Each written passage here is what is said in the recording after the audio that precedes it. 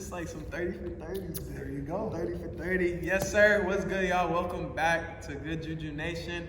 You know, we're just all about leveling up mind, body, and spirit. And today I got a very special guest, someone that helped me become a man in the last part of my basketball journey, a great basketball mind, but besides that, a great mentor.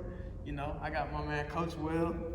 Will. So, real quick, you want to give a more thorough introduction on yourself? Oh gosh, thorough introduction. Young man raised with two brothers who had disabilities, a single mother. Learned a lot coming up through, what you call almost an abnormal upbringing, I guess you could say. A lot of compassion early on. I always got teased for being the soft guy, which is kind of funny. What? Yeah, believe it or not, Coach Will, right, the soft guy. Okay. So I was raised in kind of a different climate where things were, I was a lot more of a caretaker than, a traditional brother. My brothers don't speak, both of them have severe disabilities. So, I consider myself blessed. A lot of people look at that situation, they may think, poor you, or, this, that, or the other. But for me, all that compassion and all that love, has just kind of transpired throughout my life and all my paths I take. So that's the short kind of snippet behind it. You know what I mean? That's the Coach Will in 15 seconds. Okay, so we're coming back to that. So then, tell us a little bit about your basketball journey. Okay, I played at North Salem High School, graduated in 2001. I was fortunate enough after that to earn a Division I scholarship to Montana State University in Bozeman, Straight from Montana. high school? Straight from high school, yes sir. And that was an eye-opening experience. We could do a whole podcast on that alone because, man, I learned so much about myself, about basketball, about the business side of things that I think a lot of young men, aren't privy to. Right. And from there, I kind of bounced around. I learned, honestly, at Division I was like, man, I don't want to be a piece of meat. This was in the early 2000s where, it was really cutthroat. Men's basketball was, a die-hard business. Like, you either produced or you were fired. Right. And so a lot of coaches, instead of taking that kind of, we were talking earlier about that compassionate role, they kind of took more of that hard-ass role. And, some of them, more than others, I think probably struggled in that sense because, young men are finding themselves. They don't need another disciplinary. They don't need another hard-ass. No, you can cuss. All right, cool. Yeah. I'm trying to go PG here. No. We don't need it, You don't need restriction. Okay, good. That makes me feel better. I figured you could edit it. But, Right. and so I had that fortunate opportunity to understand that I didn't want to be a piece of meat, and I valued myself more as a man. And Division I is, again, a cutthroat business. And so that didn't work for me. I jumped ship, transferred to college in Southern Idaho, Twin Falls, Idaho, a national junior college. Played with future NBA guys there. I think that's where I really kind of found my, we were talking about that compassionate side. I really found that grit, that desire to not be the talented guy anymore. What made the flip? Well, I don't know. You get your ass kicked enough on the floor, you go, okay, I'm done with that. You just made a decision. It was just a decision. Not saying that you can't be compassionate and have that hard side, but I think when you're, kind of I had an alter ego when I got on the floor. And that was something that really helped me kind of persevere in that situation. So that for me was kind of that switch. I'm just not going to get out competed. I know these guys are more higher profile than me. I know these guys are bigger, stronger, faster than me. They come from various parts of Washington D.C. Poughkeepsie, New York, all kinds of these different places. So you meet all these different characters, and it's like you kind of at some point take the true to that. Don't take my kindness for weakness. And so that's where I think I really made that switch, and that was more on a competitive level. That wasn't anything like crazy, but it was just like, okay, I belong here. Right. And there was more talent, believe it or not, at College of Southern Idaho than at the Division I. So it really helped me kind of turn that page and realize, okay, I'm a force, and I can be. And it doesn't have to be points, and it doesn't have to be all those glamorous things. It can be the guy diving on the floor, the guy who's not going to let you talk shit and go down and post me up. So I think that's where I really made that transition. But after that, I was blessed enough to actually get a scholarship offer again, full ride to Southern Oregon University, and finish my playing career there. We were number one in the country in the NAIA for a while, and that was a hell of a journey. That's so it's crazy because now knowing a deeper layer, you literally coach how it sounds like your career went. Very similar. Like, cause you have the compassionate side, but you're at the same time like, look, like, come out and show what you got. And I think that was something that y'all really taught me here is like, be assertive in yourself and know your work, know your worth, and then come out and show it. Know you're gonna fuck up, but that doesn't define you. I think that was a big thing that y'all taught me. So going back to like the family portion, being the oldest, single mother household, youngest mother. Youngest. Yeah, my bad. Oh, see, flip. Yeah, there you go. Youngest. See, so being the youngest in a single mother home, like, what did you feel any type of pressure or what was it like?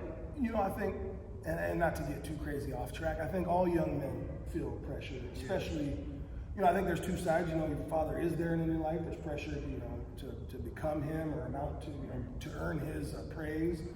And then when he's not there, you know, you're always searching for that validity of a man and, you know, how do I fit in this world? But, you know, I'll take it one step further that many people don't talk about.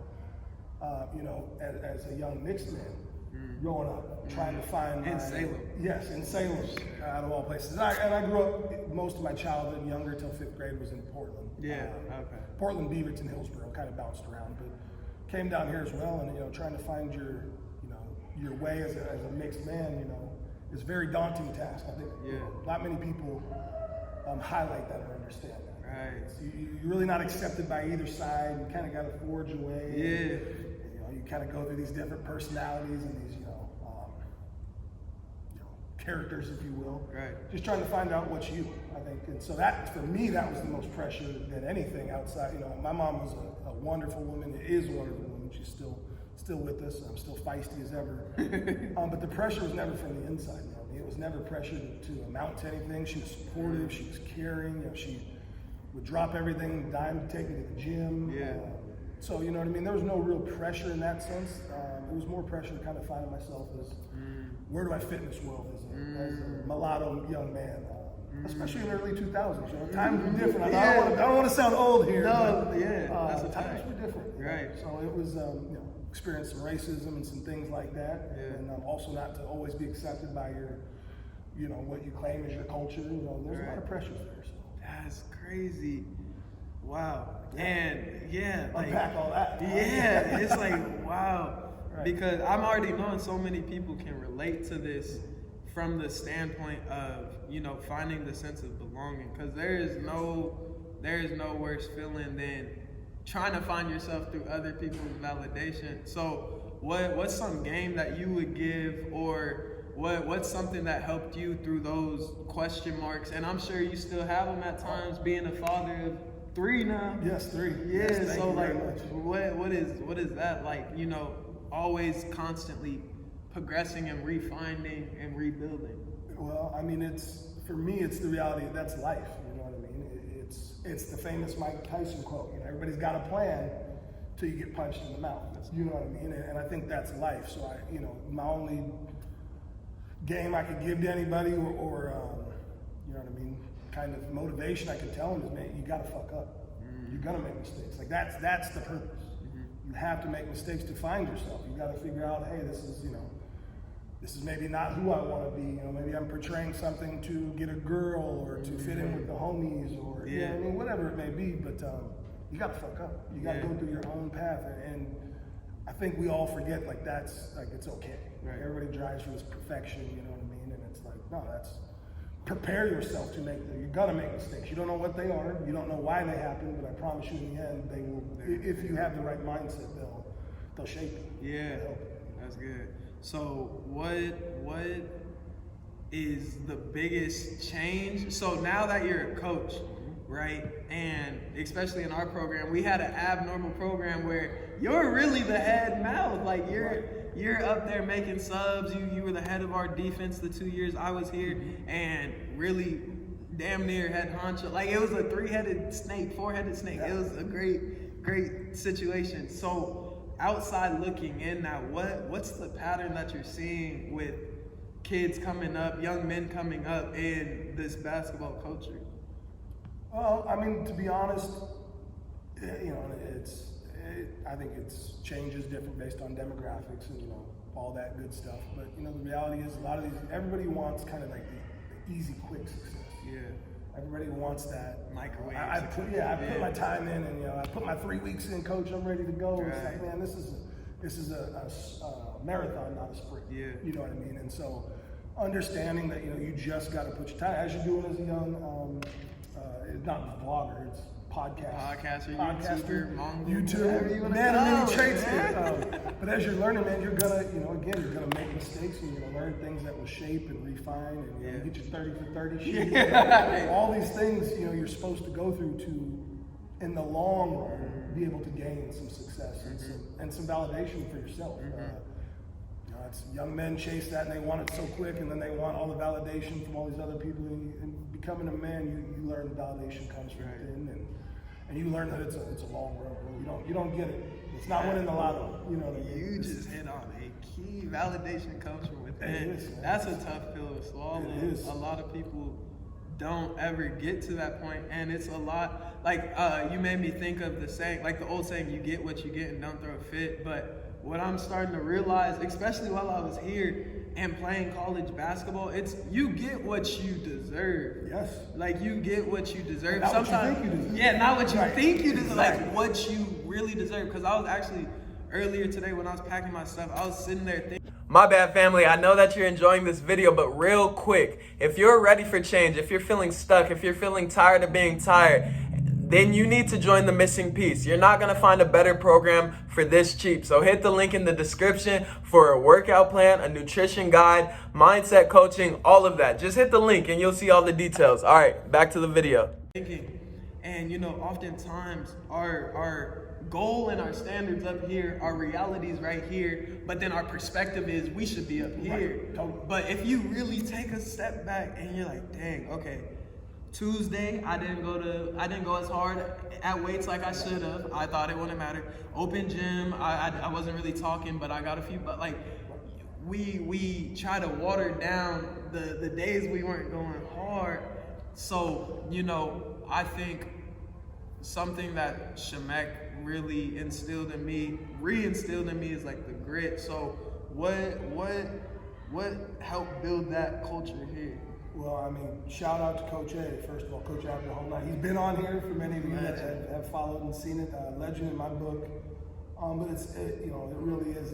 It's a persona of who he is. You know what I mean? He's kind of instilled that in this program. And it is just wake up, put your hard hat on, go to work. You know what I mean? Try and be the best person you can be while you're doing all this. And you're gonna make mistakes. Yeah. But that does not excuse you from being a good person. That does not excuse you from doing it the right way. And those are things Coach A's instilled in me as a young man.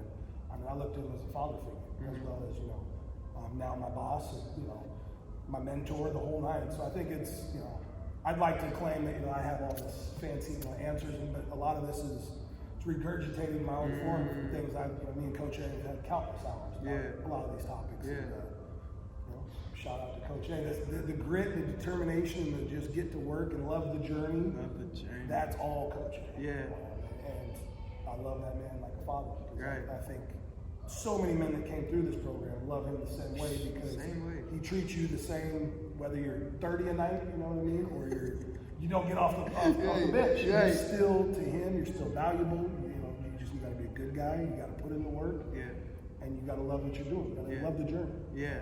That's all Coach A. Right. To people getting recruited, that's something that was big for me when I was coming here. Was a matter of feeling your worth. And not from an entitled sense, but from a human standpoint. Because that was something that was crazy. When I was on my recruitment call with him, we barely talked about basketball. He ran through like the storm pillars, but then he really came down and told my mom, he's like, look, as a man, I'm going to take care of him, breed him, and really make sure he's good. And I think that's what a lot of people in the recruitment process don't pay attention to, because they want to go, oh, where can I go get 30? Where can I And then a lot of coaches will throw that love, but you got to see through it. So it's a business. Yeah, that's where I wanted to go with it. So how do you maneuver the business aspect as a young man? I mean, I'd like to think I have the answers, but again, I've bounced around to 3 different schools myself. I think you have to start looking for authenticity. in who you talk to.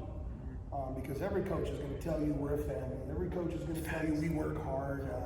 We hold you accountable. You know, we care about your grades. This year's our year. Yeah, this year we're winning it. I mean, out of the 33 schools, I'd imagine that's probably 32 pitches. You know what I mean? The exact same pitch from all different schools. But to get some of those things, it takes character. You know what I mean? It's a lot of work to care about someone on and off the floor. You know what I mean?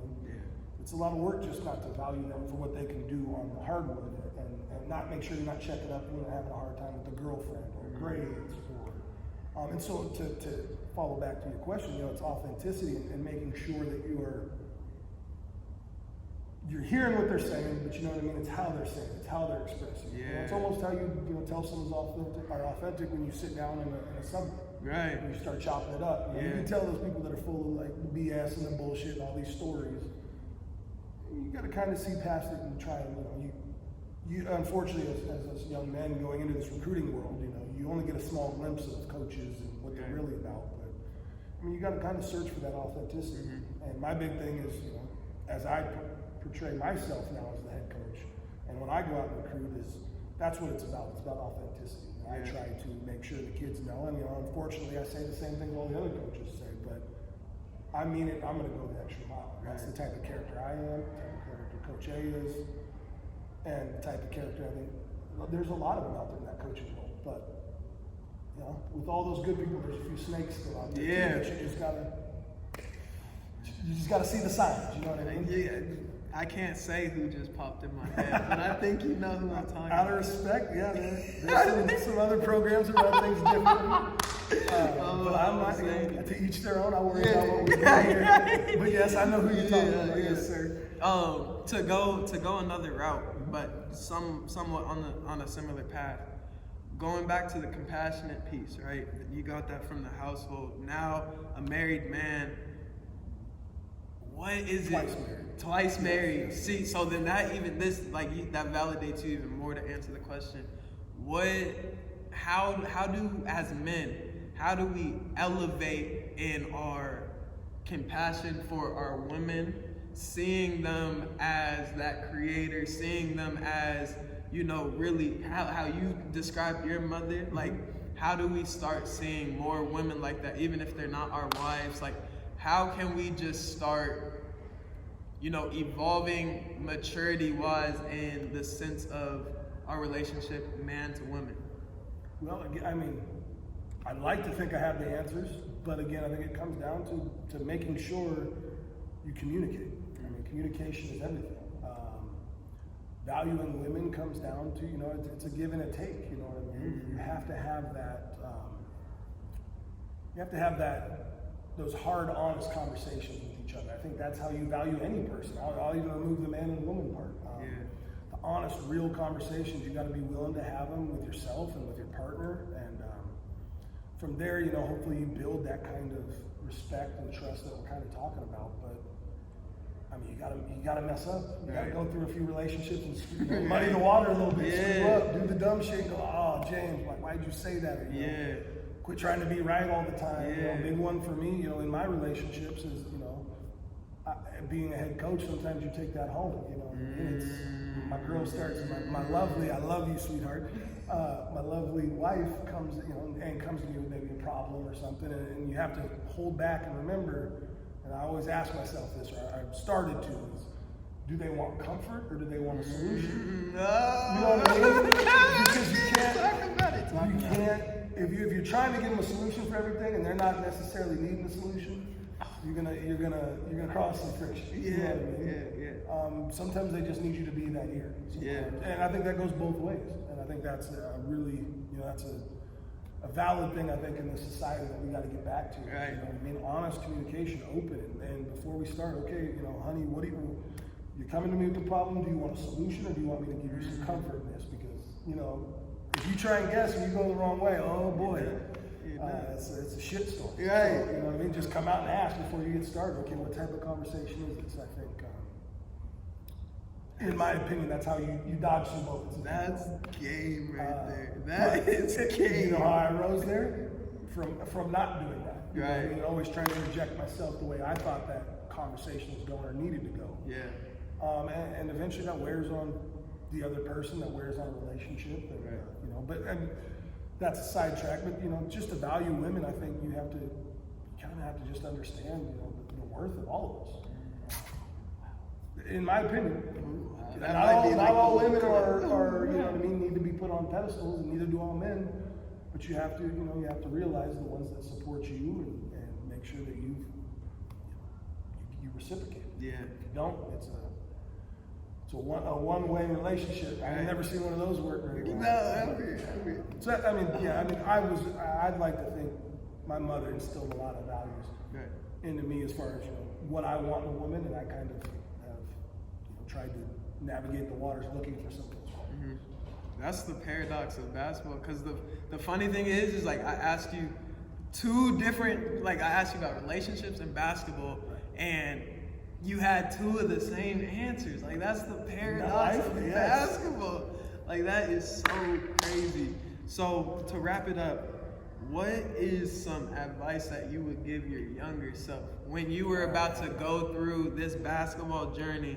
What would you tell yourself? What would I tell myself? You know, the reality is I think it goes back to that validation. I needed to validate a little bit more internally instead of always searching for someone's validation. And when you don't get it, you know, you're frustrated, you're mad, you're upset. But you know, my younger side, I didn't hold myself to all the standards that I should have started with him for me. Yeah. So that would be my advice. I mean, you gotta be willing to sit down and look at yourself, and again have those tough conversations and be honest where you're at. And, you know, it's okay to not be there. Right. You know, you might spend your whole life never being there. You know what I mean? But the pursuit is what you're after. It's about getting better each time and learning from the things you did the day before. Yeah. I was very pig-headed, very very hard-headed, and you know, I was always right, never wrong. Yeah. You know, kind of that kid, you know, Right. that asshole. Right. So that would be my big thing. I mean, you gotta get back to the validation. It's okay to make mistakes, but you don't need someone else's approval. Yeah. Be who you are, and they'll accept you or they won't, and you'll find the right place next time. So before we wrap that up, I have some questions Yeah, for you come now, on, since we're in here. Where's this next journey? So this is, I'm hoping it's not, but this may be the last podcast in Oregon. For a little bit. For a little bit. You're headed back home. What's the, I'm sure the fans and all the followers are dying to know, what's the next step? Why? Okay, basketball took you to wonderful places, got you out here, but where's James now going? Right. Post-basketball life? Brought the cat out the bag. I mean, I don't know if you were waiting to do No, that. not at all. Not at all. I'm curious, you know, Yeah, I consider myself a friend more than a coach now. You know, Yeah. what's the next step? Right. So now, plot twist. I'm going back to Phoenix for like 3 days, and I'm moving to Dallas. Dallas, Texas. So, long story short, we met this dude online, and we're gonna help him build 4 micro gyms, like 4 little like rec centers, basically. And then, really, the biggest piece of that move for me is something that I think is a key for everybody, and especially for myself, is proximity. So when I'm in Arizona, I was getting respect for what I've been building, but I still had it in the back of my mind, like old James. So I was still hitting up old girls that I don't need to be talking to. I'm still going to the little house parties that I don't need to be going to, right? So it was more of a distraction out here. That's why I loved it in Oregon, because I could come in and tell you, like, I could really break it down and be like, James isn't my real name. Right. Like it's so powerful recreating yourself. So the next step for me is another recreation, and who I'm looking to create. I claim myself as the #1 empowerment speaker in the world. So really my vision is I want to build an empire of just like powerful people that like understand that the validation comes from within. So really just you seen me as a player. What got me on the court was I was a good teammate. I miss layups. I don't crash the boards every time. I'll turn that bitch over, but I'll make somebody laugh and I'll pick somebody up when they need it. So I'm just taking that characteristic that's been instilled in me and making that a profession. That's appreciate And it's okay to have those goals and aspirations, but you know what I mean? It's okay to smile. And I think that was something that you hit right on the head. You know, your value was so much greater than statistics. I think a lot of people forget that too. Good teams have so many pieces. Yeah. And it's not just 30 a night, $20 million. That was a tough pill I had to swallow at first at LC, but I really started to be content with it once I got here. Is understanding your value isn't by what's on the stat sheet. And I feel obviously I'm not a dad yet, but I can see that translating as a father. Your sons right now probably can't comprehend how fucking much you truly do for them. Yeah. Your wife can't comprehend everything that you're going through as a man. Your players can't understand, but understanding your value is so much deeper, even when you're not at the top of your game. And sometimes you don't know what your value is until many years. Maybe you never know. That's a fact. But you touch. I mean, if you're that good person, good character, and you touch people along the way, and you help them see a little bit of light or see a different side of things, a different way to approach things, how do you put a value on that? You can't. You can't. There's no dollar amount. Right. So again, shout out to Coach A, because that's kind of his thing. Right. Being a good character is it's a beautiful thing. It spreads. Yeah. You know what I mean? And again, having that confidence in yourself, that validation is huge on your next journey. Which I wish you the best, but I will also. So then now I've got to ask, because I know the fans are that, especially the lady fans. The lady fans. Are dying to know where does that lead you? I mean, are we talking kids? Are we talking? I definitely need 3 little jujus running around. Trust me, it's a blessing. Don't rush it. No, I can't. So I'm really thinking. I've been thinking about this stuff a lot, because something I've actually been doing a lot is not really thinking a year in advance, 3 months in advance. Because that kind of gives me anxiety, because it seems so short. And every time you think of a year, I think of New Year's, when I'm oh, this year is my year, and then it doesn't happen. So you kind of have that conflicting interest with yourself. Oh, in a year I'm not actually gonna do that. So I've been thinking as far as I can, not attaching to the plan, but I definitely see down the road, I got 3 little juju beans running around. Got a beautiful, beautiful wife. Right. Supportive key. Yeah, but man, I'm single as a person. I'm into no shameless plug. Yeah, I'm just curious where this again. You don't even know where you're meeting. You probably will never be able to guess it. But it happens, and it happens so just natural. It's a beautiful thing. Yeah. It's something to look forward to, but I think you're spot on. Is don't get ahead of it. It's the journey. Become that better person. Become that father that you want to be. And then you know what I mean. Then when you're blessed to be that father, you already got it. You already know how to do it. Right. You're already being the person you need to be. Real quick, because we've been talking about validation, so I want to give my roses.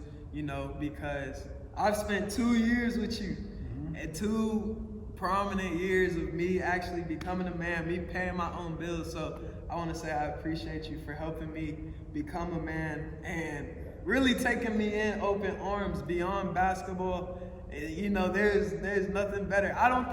I really can't think of a day that I miss when I walk in. Willie. So, I appreciate the laughs, the tough love, the combos, the game, this podcast episode, all of that. It doesn't go unseen. So from me and from others, I'm speaking for others, even if they didn't tell me to. So I appreciate you. That means the world. I think as coaches, that's the goal. Right. Again, I'd love to hang championships, but I want everyone to leave and feel the way that you just said. Hey man, they actually cared about me. I wasn't a piece of meat. I wasn't just a product. I was, for those 2 short years, you know what I mean? I was family. And until the eternity, you guys are always going to be family. And I always tell every player, I say it to you, and I said it to everyone so far, you're always welcome back. Anywhere I'm at, you're welcome.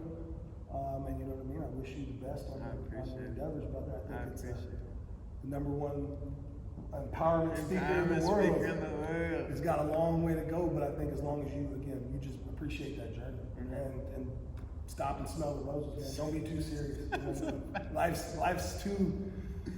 You don't know where life goes. You enjoy it, because it's unfortunately we know, given some of the events that have occurred, across the nation, and it can, for no rhyme or reason, it can be over that fast. enjoy that journey, man. I can't wait to see you when you're on the top, and just remember us little folks here. Oh, come on now. St. Lord, when you do make it. I'm telling you, I'm putting $1 million into this gym That's right all right. here. Hey, I can see the picture up top right now. It's you gotta envision those things. Yeah. Any closing remarks for the people? Man, I just again to kind of follow on where this crazy society is going is, man, I think we all owe it to ourselves as well as our neighbors, our family, our friends. You got to be the change you want to see, man. You got to be it. You can't just say you want people to be nice. You got to go out and be nice. You got to go out even when days are hard. You got to help that old lady that maybe dropped something in the grocery store. You got to, open the door for the single mom walking in and holding the kid, and toting around all kinds of baggage. It's for us to make this change as a community and as a whole, that it takes each individual just every single day being that change and living it. So that's the challenge for everybody, man. Live that change, because I think this world would be a beautiful place, man, if we all just kind of put some of the other things aside and just said, let's be good people. Yeah. Oh. Shout out to that. Hopefully that works. This works. It was his podcast debut. Hey, yes, sir. To everybody watching, showing y'all love, showing y'all and sending y'all positive vibrations. Be the change you want to see, and like my grandma said, keep going, keep growing. I love y'all. Roll Storm. Roll Storm. That was fire. Joe Rogan. That was.